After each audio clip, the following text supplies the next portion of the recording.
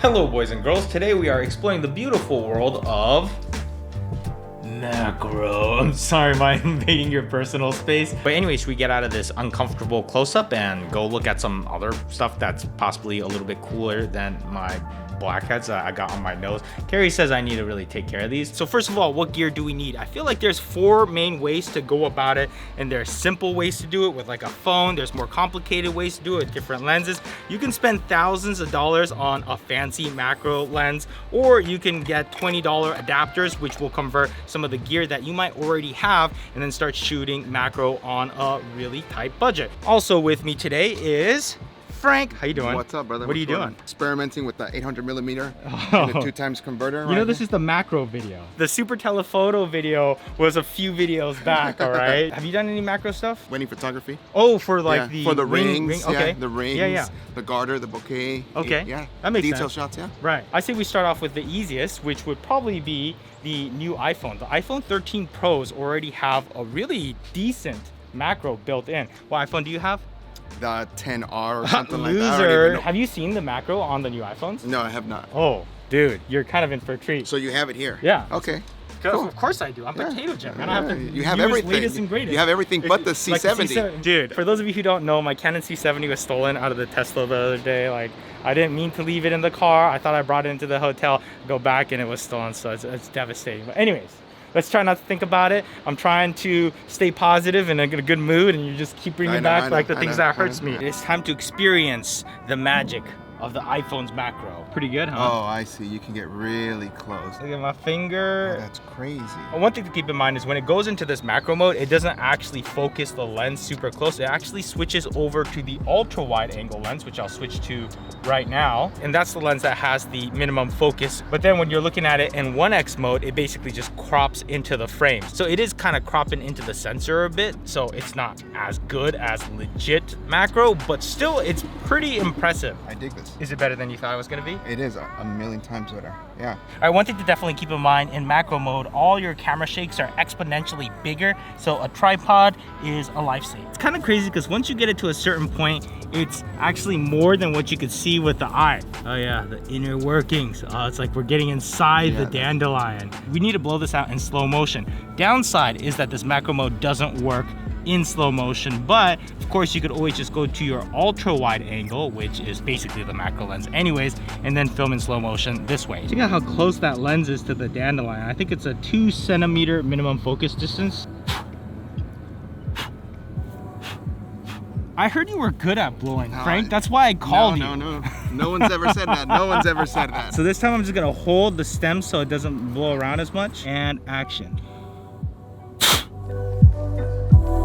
Were you able to blow out candles at your birthday party? Keep in mind that even if you don't have the latest iPhone 13 Pro Max, don't worry, you could just like take these macro lenses that you can clip onto the front of your lens, and it actually works decent. Pretty cool, pretty cool. Yeah, it's just another thing you kind of have to carry around, and then it'll eventually just end up as clutter. You'll never use it. Never use it. Yeah. But you can, and it's fun for 10 minutes. All right, so now let's get a little bit fancier to some lenses. I'll be using this, and Frank, what's your macro of choice? I've got the 50mm 2.5 lens. Been using this lens for around 10 years. I'm gonna go ahead and slap this on and let's see what we can get. Now, if you've never went out and just shot a lot of things in macro, I would highly recommend it because it is a totally different experience. You can find like a random bush that's half dead and be like, ooh, this is kind of magical, wow. And people watching will probably think you're on drugs because you'll find some like random thing to shoot. You'll spend 25 minutes being like, wow, this is amazing.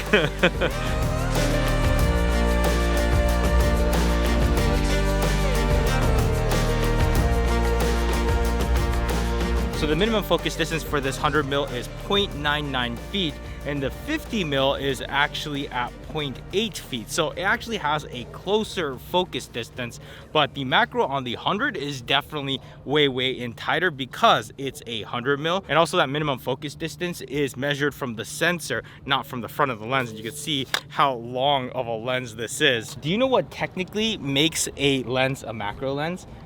I have no clue. It officially becomes a macro lens when the subject that you're shooting becomes just as big or bigger on the sensor. Okay, okay. So that's the one-to-one reproduction. Okay, I can see that. Yeah, that's something I actually had to look up on Wikipedia. Actually, that's something I didn't even know till just recently. So there's actually a lot of lenses that are called macro lenses, but technically they're not. Because you know how small things get projected onto sensors, right? So you have to really take an insect and make it fill up a chunk of the sensor. Yeah. It was actually kind of funny when we took that 50 mil and got a close-up of something, and then we went to the 100. It was like, whoa, this is way closer.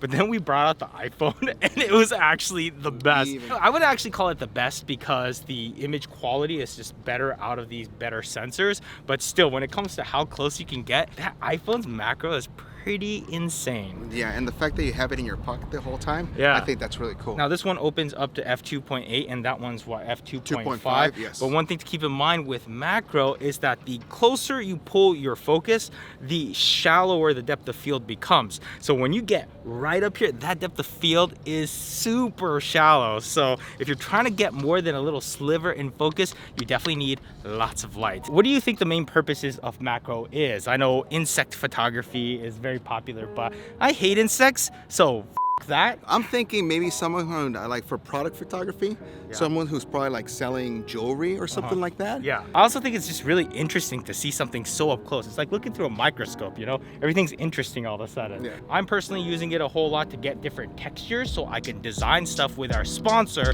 Canva. Now, us being in the creative space, everything we touch needs a certain amount of design to an extent, right? Anything from titles on a video or Instagram stories or banners or flyers or websites or whatever it is. It's a huge list, you know? It kind of reminds me of that like intro to Star Wars with that title going up. It's like dun dun dun dun dun, and I'm just stuck down here trying to figure out for hours what color I want that font to be. You know what I'm talking about, right? Canva is here to save our sanity. It only takes a few minutes to upload your logo, start sampling color palettes, fonts, templates. It's really nice being able to just see it all laid out in front of you so you can be sure that the design will work with all aspects of your brand. And then all of a sudden we have a brand kit so all the creative can be clean and consistent. You can really take a lot of the tedious work and make it much more fun and inspiring. Now, I do try to use my own assets as much as I can so I can upload some of these macro textures. The great thing about Canva Pro is I get 100 gigs of online storage so I can have one centralized, organized place where all my design assets are instead of me trying to figure out where is that one video clip, which hard drive is that on? And on top of that, they also do give you access to over 100 million assets that you can use in your creative. And the key to getting good results fast isn't starting from scratch, it's starting from a template. We have tons of options from reviews to explainer videos, marketing videos, sale, food, fashion, an end card for YouTube. This could be really useful, and everything here is customizable. Oh, I want to show you a feature that's actually pretty impressive. So let me go ahead and bring in a photo here. There's a lot going on in this photo, but I'm gonna go ahead and try to extract the background with background remover. I just clicked it, I didn't do anything else. And look, oh, how about something a little bit more naturey? All right, so I'm gonna go ahead, drop in that one thing we shot earlier and go ahead and say replace background. Those macro shots are actually looking pretty nice back there, aren't they? Ooh, I do wanna try using that Christmas light shot we got. So again, everything fully customizable. Link down there in the description for a 45-day free trial. Thank you so much, Canva, for sponsoring this episode. Jonathan. Hey, what's up? Now we're talking about adapter. So there's two different versions we have here. This is one with an optic inside. You can see how there's like these spring mechanisms inside. So it clamps from the inside. So it has a wide range of filter threads that it can fit in. So I can go ahead, squeeze this, put it up the lens, let go, it sticks in. And now check it out. I got better macro capabilities out of this same lens. So right there is as close as this 16 to 35 lens can normally go. And then if I throw this up top, let's see how close you can go now. Oh yeah, now we're talking a little bit further back. Right there, perfect. So there is a limit to how close you can get with this adapter, but it definitely brings it in quite a bit closer. Yeah, so here you're kind of working from your nose down, but here you can get right up in there and start counting those hairs. You have a really nice beard. Like a lot of people who have beards are probably like, oh my god, this guy doesn't comb, or this guy doesn't put product, or he doesn't do anything. Well, I'll say this, you have a better beard than I do. This thing here was around 75 bucks. It's nice because it could fit onto any sort of lens on any sort of mount as long as the front threads will fit to it. But this one goes behind the lens. And all it really is like a spacer. So it takes the lens and pulls it further away from the sensor. And you can see it's actually two different pieces. Most of these come like that. So you could use a small one, a slightly bigger one, or you can stack them and have a really fat one. I got this one for about 25 bucks, and this is gonna be mount specific. So I'm gonna go ahead and start off with the small one. And this one does have the contact pins, which is nice because then I can still have aperture control over this lens. So I'm gonna go ahead, throw this on behind the lens, and here we go. That's a significant increase in minimum focus distance. Problem is I can no longer focus on infinity. So you're all the way out there, I can't focus on you. Sorry, Jonathan. And for whatever reason, you need to get something even closer, I'll go ahead and attach the bigger one. And now I can literally get right up to the lens. Like my eye can actually touch the lens and I can still focus to it. But the problem is once you get this close, all of a sudden you're blocking all the lights. So it gets really dark. You trying to disturb everybody? Dude, you could see your DNA with this stuff. Someone could take this footage and just clone you probably. Now this is a super inexpensive lens that I got for 50 bucks. It's a 50mm f1.8 prime lens. And check this out. We're getting some pretty good macro out of this. I feel like this lens is a lot softer. Yeah, actually I think I put a bunch of Vaseline on this lens and I never was able to get it all off. Yeah, don't put Vaseline in. You can see my iris open and close. Oh, you can't? Oh, dude, that's actually kind of crazy. Did it work? Yeah. So if you're on a budget and you want really clean results like this is the way to go. I mean, this is like a $50 lens with a $20 adapter or $75 adapter, and you're getting some macro shots that are pretty dang impressive. And if you have a decent camera, then this is gonna look real good. Frank's over here trying to show us how rich he is. How close, how close? Aren't there some symbols within cache that are hidden? If we can find some top secret messaging from the alumni, not the alumni, from the Illuminati. All right, so now I'm kind of curious what would happen if I take the 100mm, which already has really good macro, and add these adapters on top of it. All right, so here we're focused all the way in on the 100mm. So now I'm gonna go ahead and attach the adapter up front. And what's nice about this one is it seems like it loses very, very little exposure, if any. We're really starting to see the texture. That's cool. Now time for the tubes. And here we are even closer. Now we do seem to lose a little bit of exposure with the tubes,